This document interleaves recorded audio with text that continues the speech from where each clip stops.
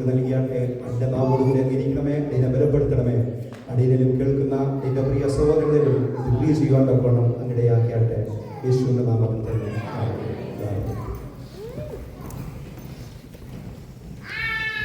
വീണ്ടും യേശുക്രിസ്തുവിന്റെ നാമത്തിൽ പ്രിയ സഹോദരങ്ങൾക്ക് ഒരിക്കൽ കൂടി സ്നേഹവന്ദനത്തെ അറിയിക്കുന്നു. വളരെ മനോഹരമായ ഹൃദയസ്പർശിയായ ഗാനങ്ങൾ പാടി നമ്മുടെ ഉന്നതനും ശ്രേഷ്ഠനുമായ നമ്മുടെ കർത്താവിനെ വാഴ്ത്തുവാൻ നമ്മൾക്ക് ഭാഗ്യം ലഭിച്ചല്ലോ. കണ്ടിടും ഞാൻ കണ്ടിടും, പ്രിയന്റെ പൊന്മുഖം ഞാൻ കണ്ടിടും. നമ്മുടെ ഏക പ്രത്യാശ അതാണ്, നമ്മുടെ പ്രിയന്റെ പൊന്മുഖം നാം കാണും എന്നുള്ളതാണ്. ആ പ്രിയന്റെ പൊന്മുഖം കാണണമെങ്കിൽ ഈ ലോക ജീവിതത്തിൽ നാം അവനെ പ്രസാദിപ്പിച്ചുകൊണ്ട് ജീവിക്കുന്നവരായിരിക്കണം. ഇല്ലെങ്കിൽ വെറും പാട്ടിൽ മാത്രം അതൊതുങ്ങിപ്പോകും. ദൈവത്തിന് നന്ദി. ഏകദേശം ഈ 150 സങ്കീർത്തനവും പല പ്രാവശ്യമായിട്ട് നമ്മൾ ഷെയർ ചെയ്തിട്ടുണ്ട്. ഓരോ ദിവസം കഴിയുന്തോറും പുതുമ ആർജിച്ചുകൊണ്ടേയിരിക്കുന്നു. ഈ ബൈബിൾ എഴുതിയ കാലം മുതൽ ഇന്നുവരെയും എത്രയോ പേര് പ്രസംഗിച്ചിട്ടും തീരാത്ത ഒരു പുസ്തകമാണ് ബൈബിൾ എന്ന് പറയുന്നത്. സമുദ്രത്തിൽ നിന്ന് ഒരു സ്പൂൺ വെള്ളം കോരി കുടിക്കുന്നത് പോലെയുള്ള നമ്മളീ പറയുന്ന കാര്യങ്ങളൊക്കെ പിന്നെയും ആഴത്തിൽ അങ്ങനെ കിടക്കുകയാണ്. ദൈവത്തിന്റെ മാറ്റമില്ലാത്ത വചനം അതൊരിക്കലും അവസാനിക്കുകയില്ല. ഇവിടെ നമ്മൾ വായിച്ച 8-ാം സങ്കീർത്തനം ദാവീദിന്റെ ഒരു സങ്കീർത്തനമാണ്. ഞങ്ങളുടെ കർത്താവായ യഹോവേ, നിന്റെ നാമം ഭൂമിയിലൊക്കെയും എത്ര ശ്രേഷ്ഠകരമായിരിക്കുന്നു. നമുക്ക് വർണ്ണിക്കുവാൻ പറ്റാത്ത വിധം ദൈവം ഉന്നതനാണ്. എന്നാൽ മനുഷ്യൻ വെറും നിസ്സാരനാണെന്നുള്ള കാര്യം നാം മറന്നു പോകരുത്. മനുഷ്യൻ നിസ്സാരനായിരിക്കുമ്പോൾ തന്നെ ദൈവം അവനെ തേജസ്സും ബഹുമാനവും അണിയിച്ചിരിക്കുന്നു. ഈ അത്ഭുതകരമായ ഈ ചിന്ത വർണ്ണമനോഹരമായ ഒരു കീർത്തനമായിട്ട് ഇവിടെ ദാവീദ് പാടിയിരിക്കുകയാണ്. അതാണ് നമ്മൾ വായിച്ച സങ്കീർത്തനം. ഒരുവനെ കാണുവാൻ കണ്ണുണ്ടെങ്കിൽ ഈ പ്രപഞ്ചം മുഴുവനും ദൈവത്തിന്റെ മഹത്വം നിറഞ്ഞിരിക്കുന്നത് അവന് ഗ്രഹിക്കുവാൻ കഴിയും. അതായത് കണ്ണുള്ള ഏത് വ്യക്തിയും ഈ പ്രപഞ്ചത്തെ നോക്കുമ്പോൾ ദൈവത്തിന്റെ മഹത്വം അവന് ദർശിക്കുവാൻ കഴിയും. ഇവിടെ സൃഷ്ടിതാവിന്റെ ശക്തിയെയും ജ്ഞാനത്തെയും ഈ പ്രപഞ്ചം വെളിപ്പെടുത്തുന്നു. അത് സങ്കീർത്തനക്കാരൻ എടുത്തു പറയുകയാണ്. നമ്മൾ നോക്കിയാൽ സൗരയൂഥം, നക്ഷത്രങ്ങൾ, അനന്തമറ്റ പ്രപഞ്ചം, ഈ ഗാലക്സി, മിൽക്കി വേ, ഇതെല്ലാം നമ്മൾ നോക്കുമ്പോൾ ദൈവത്തിന്റെ ആ മഹത്വത്തിന്റെ അല്പമായ കാഴ്ച മാത്രമേ നമുക്ക് കാണുവാൻ കഴിയുന്നുള്ളൂ. ഇത്രയും നമ്മൾ ഈ പ്രപഞ്ചം മുഴുവൻ കാണുമ്പോഴും ഒരു ചെറിയ രീതിയെ നമുക്ക് മനസ്സിലാക്കുവാൻ കഴിഞ്ഞിട്ടുള്ളൂ. 19-ാം സങ്കീർത്തനത്തിൽ പ്രകാരം വിവരിക്കുന്ന 1-ാം വാക്യം, ആകാശം ദൈവത്തിന്റെ മഹത്വത്തെ വർണ്ണിക്കുന്നു, ആകാശപിതാവ് അവന്റെ കൈവേലയെ പ്രസിദ്ധമാക്കുന്നു. എന്നിട്ടും ബുദ്ധിമാന്മാരായ മനുഷ്യർ ഇത് ഗ്രഹിക്കുന്നില്ല എന്നുള്ളതാണ് ദുഃഖസത്യം. മനുഷ്യർ ഈ തെളിവുകളെ ദർശിച്ചിട്ടും അവനങ്ങോട്ട് മനസ്സിലാക്കുന്നില്ല. ദൈവത്തെ അന്വേഷിക്കുന്ന ഒരു ബുദ്ധിമാൻ ഇല്ലാത്തൊരവസ്ഥ. എന്നാൽ ശിശുക്കളായത്, അതായത് സാധാരണക്കാരായ ഓർഡിനറിയായ ആൾക്കാർക്ക്, വലിയ സാങ്കേതിക വിദ്യാഭ്യാസവും പാണ്ഡിത്യമൊന്നും ഇല്ലാത്ത സാധാരണക്കാരായ ശിശുക്കളെ പോലെയുള്ളവർക്ക് ദൈവം ഇത് വെളിപ്പെടുത്തിയിരിക്കുന്നു. ഈ പ്രപഞ്ച സൃഷ്ടിയൊക്കെ കാണുമ്പോൾ അവരുടെ നിഷ്കളങ്ക വിശ്വാസത്തിൽ ദൈവത്തിന്റെ മഹത്വത്തെ അവർ കീർത്തനം പാടി വർണ്ണിക്കുന്നു. ആരാ? സാധാരണക്കാരായ മനുഷ്യർ, ബുദ്ധിജ്ഞാനികൾ. പണ്ട് കർത്താവ് ശിഷ്യന്മാരോട് പറഞ്ഞ്, ഇത് ദൈവം ഇത് ജ്ഞാനികൾക്കും ബുദ്ധിമാന്മാർക്കും മറച്ച് ശിശുക്കൾക്ക് വെളിപ്പെടുത്തിയിരിക്കുന്നു. മത്തായി 11-ാം അധ്യായത്തിന്റെ 25-ാം വാക്യമാണെന്ന് തോന്നുന്നു. അതെ, ദൈവത്തിന്റെ മഹത്വവും അവന്റെ രക്ഷാപദ്ധതിയും അവൻ സാധാരണക്കാർക്ക് വെളിപ്പെടുത്തിയിരിക്കുന്നു. അത് മനസ്സിലാക്കുവാൻ വലിയ ശാസ്ത്ര സാങ്കേതിക വിദ്യയുടെ ഒന്നും ആവശ്യമില്ല. ഇങ്ങനെ ശിശുക്കളെ പോലെ നിഷ്കളങ്ക വിശ്വാസമുള്ളവരുടെ വായിൽ നിന്ന് ബലം നിയമിച്ചിരിക്കുന്നു. എന്തിനാ? ശത്രുവിനെയും പകയിനെയും മിണ്ടാതാക്കുവാൻ തന്നെ. രണ്ടാമത്തെ വാക്യത്തിൽ പറയുന്നു, നിന്റെ വൈരികൾ നിമിത്തം ശത്രുവിനെയും പകയിനെയും മിണ്ടാതാക്കുവാൻ തന്നെ നീ ശിശുക്കളുടെയും മുലകുടിക്കുന്നവരുടെയും വായിൽ നിന്ന് ബലം നിയമിച്ചിരിക്കുന്നു. അതിന്റെ മൂന്നാം വാക്യം ഇങ്ങനെ പറയുന്നു, നിന്റെ വിരലുകളുടെ പണിയായ ആകാശത്തെയും നീ ഉണ്ടാക്കിയ ചന്ദ്രനെയും നക്ഷത്രങ്ങളെയും നോക്കുമ്പോൾ,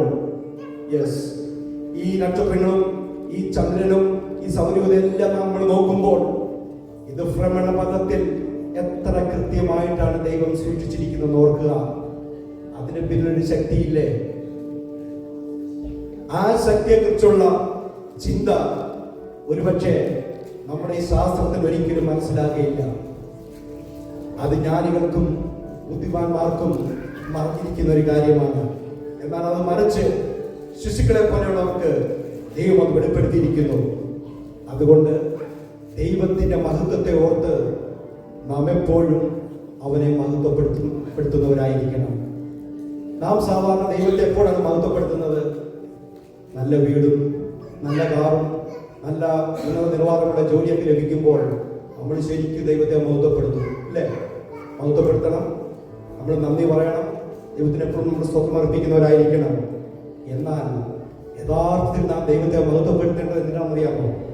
ദൈവത്തിന്റെ മഹത്വത്തെ ഓർത്തിട്ട് അവനെ നാം മഹത്വപ്പെടുത്തണം. അവൻ മഹത്വത്തിനും സ്തോത്രത്തിനും പുകഴ്ചയ്ക്കും ബഹുമാനത്തിനും യോഗ്യനായതുകൊണ്ട് നാം അവനെ മഹത്വപ്പെടുത്തണം. അല്ല നമുക്ക് കാറും വീടും കിടപ്പാടും ഒക്കെ തന്നതുകൊണ്ട് മഹത്വപ്പെടുത്തണം എന്നല്ല പറഞ്ഞിരിക്കുന്നത്. അവന്റെ മഹത്വം തിരിച്ചറിഞ്ഞിട്ട് നാം അവനെ മഹത്വപ്പെടുത്തണം.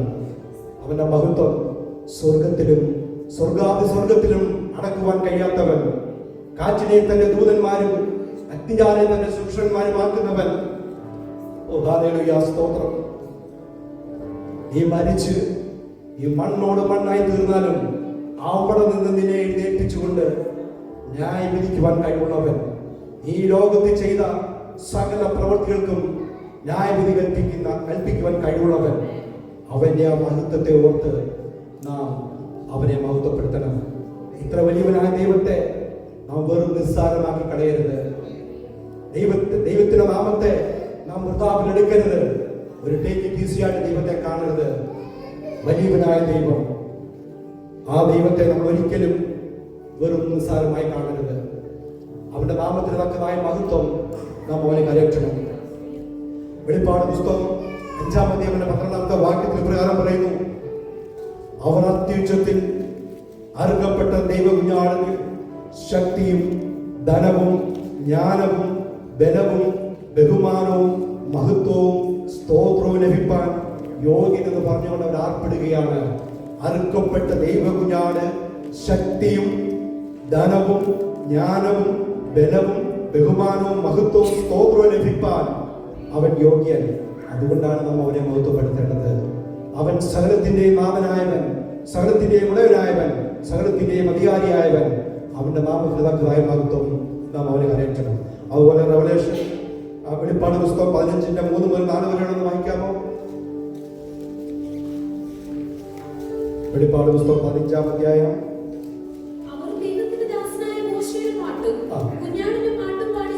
ചൊല്ലിയത്, സർവശക്തിയുള്ള ദൈവമായ കർത്താവേ, നിന്റെ പ്രവൃത്തികൾ വലുതും അത്ഭുതവുമായവ. സർവജാതികളുടെയും രാജാവേ, നിന്റെ വഴികൾ നീതിയും സത്യമുള്ളവ. കർത്താവേ, ആർ നിന്റെ നാമത്തെ ഭയപ്പെടാതെയും മഹത്വപ്പെടുത്താതെയും ഇരിക്കും. നീയല്ലോ ഏകപരിശുദ്ധൻ. നിന്റെ ന്യായവിധികൾ വിളങ്ങി വന്നതിനാൽ സകല ജാതികളും വന്ന് തിരുസന്നിധിയിൽ നമസ്കരിക്കും. ഇതാണ് നമ്മുടെ ദൈവത്തിന്റെ പ്രത്യേകത. അവനാണ് ഏക നിത്യപരിശുദ്ധനായ ദൈവം. ഹല്ലേലൂയ, സ്തോത്രം. നമ്മൾ വായിച്ച സങ്കീർത്തനം അതിന്റെ 4-ാം വാക്യത്തിലോട്ട് നമുക്ക് കടന്നു വരാം. മർത്യനെ നീ ഓർക്കേണ്ടതിന് അവനെന്ത്, മനുഷ്യപുത്രനെ സന്ദർശിക്കേണ്ടതിന് അവനെന്തു മാത്രം. ഭൂമി ഈ പ്രപഞ്ചത്തിൽ ഒരു പൊടി പോലെയുള്ളൂ. അപ്പോൾ ഈ പൊടിയായ ഭൂമിയിൽ ഒരു മനുഷ്യൻ എന്തുമാത്രമുണ്ട്. ആ കാര്യം നാം മറന്നു പോകരുത്. ഒരു മനുഷ്യന്റെ സ്ഥാനം ഈ ഭൂമിയിൽ എന്താണ്? എന്നാൽ ഒരു കാര്യം നാം ഓർമ്മിക്കണം, ഈ പൊടിയായ ഭൂമി, അതിലും പൊടിയായ ഓരോ മനുഷ്യനെയും, ഓരോ വ്യക്തിയെയും ഹൃദ്യമായി വ്യക്തിപരമായ താല്പര്യം കാണിക്കുവാൻ ദൈവം കരുണയുള്ളവനാണ്. ഈ ലോകത്തുള്ള ഓരോ വ്യക്തിയോടും കരുണ കാണിക്കുവാൻ മഹാകരുണയിൽ സമ്പന്നനായ ദൈവം മഹാദയാലുവാണ്. ഈ വലിയ കാര്യം നാം ഒരിക്കലും മറന്നു പോകരുത്. അപ്പോൾ മർത്യനെ നീ ഓർക്കേണ്ടതിന് അവൻ എന്ത്, മനുഷ്യപുത്രനെ സന്ദർശിക്കേണ്ടതിന് അവൻ എന്തുമാത്രം. 5-ാമത്തെ വാക്യം പറയുന്നു, നീ അവനെ ദൈവത്തെക്കാൾ അല്പം മാത്രം താഴ്ത്തി തേജസ്സും ബഹുമാനവും അവനെ അണിയിച്ചിരിക്കുന്നു. ദൈവം മനുഷ്യനെ തന്റെ സദൃശ്യത്തിലും സ്വരൂപത്തിലുമാണ് സൃഷ്ടിച്ചത്. മനുഷ്യൻ ദൈവത്തെക്കാൾ താണവനാണെങ്കിലും സൃഷ്ടികളിൽ മറ്റൊന്നിനും ഇല്ലാത്ത പ്രത്യേകതകൾ ദൈവം തമ്പുരാൻ മനുഷ്യനെ ചെയ്തു കൊടുത്തിട്ടുണ്ട്. ദൈവം ഉണ്ടാക്കിയതെല്ലാം നല്ലതെന്ന് കണ്ടപ്പോൾ മനുഷ്യന്റെ സൃഷ്ടി അവൻ ഏറ്റവും നല്ലതെന്ന് കണ്ടു. സകലവും കർത്താവ് സൃഷ്ടിച്ചപ്പോൾ നല്ലതാണോ പറഞ്ഞു, മനുഷ്യനെ സൃഷ്ടിച്ചപ്പോഴോ അത് ഏറ്റവും നല്ലതെന്ന് കാണുവാനിടയായി. കാരണം മനുഷ്യൻ അവന്റെ തേജസ്സും ബഹുമാനവും മനുഷ്യനെ ദൈവം അണിയിച്ചിരിക്കുന്നു. അതിന്റെ 6, 7, 8 വാക്യങ്ങൾ, നിന്റെ കൈകളുടെ പ്രവൃത്തികൾക്ക് നീ അവനെ അധിപതിയാക്കി, സകലത്തെയും അവന്റെ കാൽ കീഴിയാക്കിയിരിക്കുന്നു. ആടുകളെയും കാളകളെയും എല്ലാം, കാട്ടിലെ മൃഗങ്ങളെയൊക്കെയും, ആകാശത്തിലെ പക്ഷികളെയും, സമുദ്രത്തിലെ മത്സ്യങ്ങളെയും, സമുദ്രമാർഗങ്ങളിൽ സഞ്ചരിക്കുന്ന സകലത്തെയും തന്നെ. ദൈവത്തിന്റെ ഭൂമിയിലെ പ്രതിനിധിയായ മനുഷ്യന് എല്ലാത്തിന്റെയും അധികാരം ദൈവം കൊടുത്തു. എന്നാൽ ദൈവം നൽകിയ ഈ അധികാരം മനുഷ്യൻ വേണ്ടതുപോലെ ഉപയോഗിക്കുന്നില്ല. എബ്രായർക്ക് എഴുതിയ ലേഖനം അതിന്റെ 2-ാം അധ്യായം 5 മുതൽ 9 വാക്യങ്ങൾ വായിക്കാമോ? എബ്രായർക്ക് എഴുതിയ ലേഖനം 2:5 മുതൽ 9.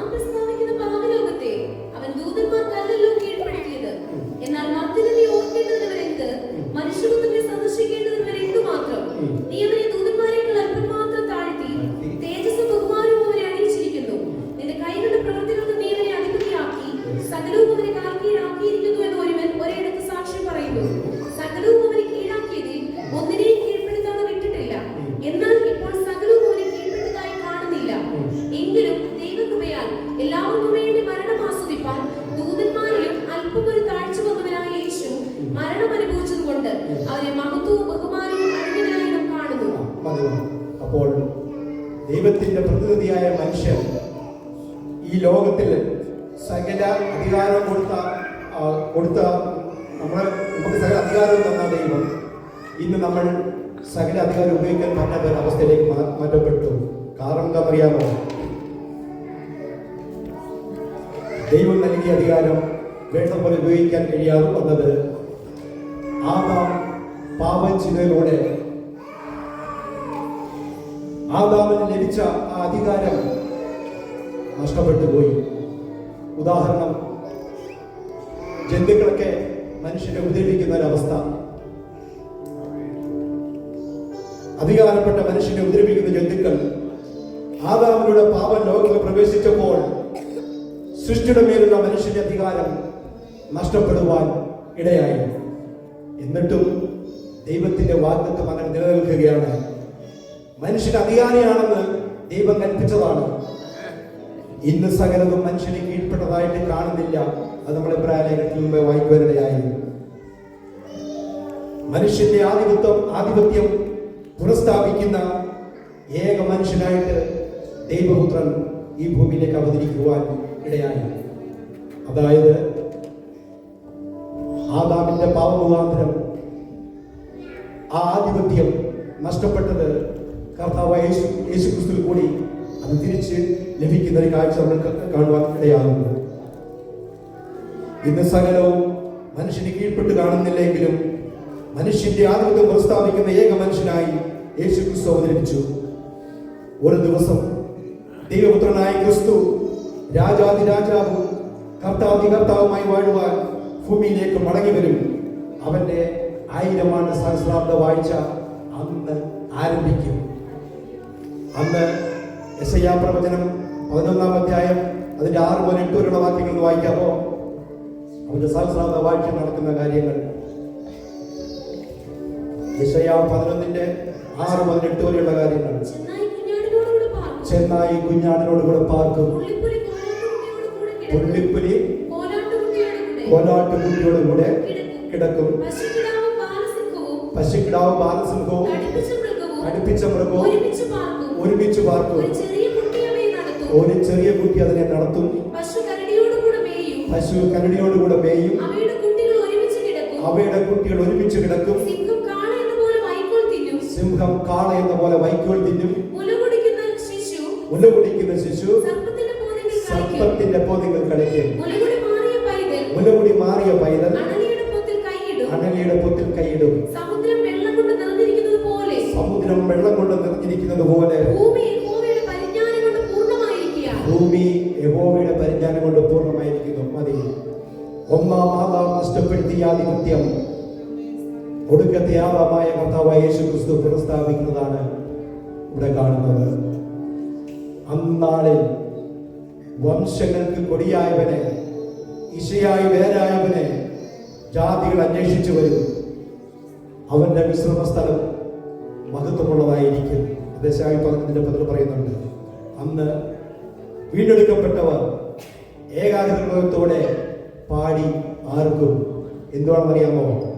നമ്മൾ ആദ്യമേ വായിച്ചതുപോലെ, ഞങ്ങളുടെ കർത്താവായ യഹോവേ, നിന്റെ നാമം ഭൂമിയിലൊക്കെയും എത്ര ശ്രേഷ്ഠകരമായിരിക്കുന്നു. ഈ അവസ്ഥ സംഭവിക്കാൻ പോവുകയാണ്. ഞങ്ങളുടെ കർത്താവായ യഹോവേ, നിന്റെ നാമം ഭൂമിയിലൊക്കെയും എത്ര ശ്രേഷ്ഠകരമായിരിക്കുന്നു. ഇന്ന് നമ്മൾ ഈ ഭൂമിയിൽ നോക്കിയാൽ എല്ലാ കാര്യങ്ങളും ശ്രേഷ്ഠകരമായിട്ട് നമുക്ക് തോന്നുന്നില്ല.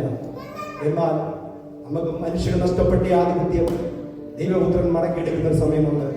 അന്ന് സകലതും ചന്തവും യുദ്ധവുമായിട്ട് കാര്യങ്ങളെല്ലാം ക്രിസ്ത്യൻ തീർന്നുപോൾ നടക്കുന്ന ഒരു സമയം.